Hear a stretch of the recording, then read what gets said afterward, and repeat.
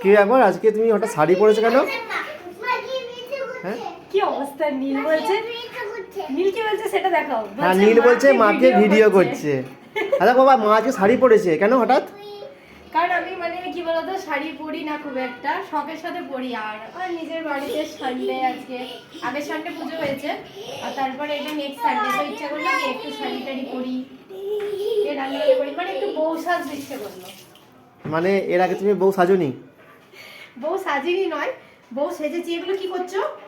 ও দুষ্টুমি করছে। আমার কোনো জায়গায় এই যে দেখো ওর মা শাক বেঁধেছে, ওর মা শাক বেঁধেছে, শাকটাকে নষ্ট করছে। দিদি এসছে ওর সাথে খেলতে, দুজন মিলে এখন খেলা করছে ওরা ওদিকে। এই যে দুজনে খেলা করছে, এই যে দিদি এসছে খেলা করছে দুজনে। আর কি হয়েছে বলো তো ব্যাপারটা, মানে বউ সাজার ব্যাপারটা ঠিক না, মানে কি বলতো, মানে আমার ঠিক টিপিক্যাল ফ্যামিলি পছন্দ না যে এই সংসার রান্না করব, শুধু রান্না বান্নায় ব্যস্ত থাকবো। মানে আমি একটু স্বাধীনভাবে থাকতে পছন্দ করি, আর আমি সেটা পাই না না। তো যাই হোক, আমি আমার দিক থেকে। কিন্তু আজকে সানডে, সানডে কি রান্না হচ্ছে আজকে বলো? সানডে রান্না কিছু হচ্ছে না, কারণ চিকেন হওয়ার প্ল্যান ছিল।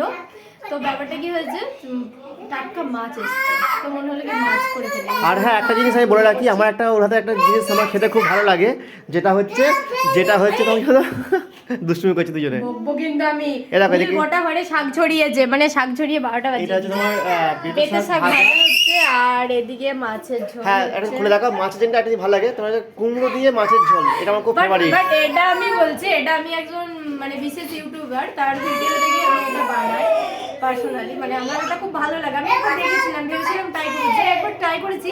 আমার মাছের ঝোলে তারপর থেকে কুমড়োটাই ফেভারিট হয়ে গেছে। মানে বাচ্চারা এত চিৎকার করছে, আমরা আর কথা বলতে পারছি না, চলো তারা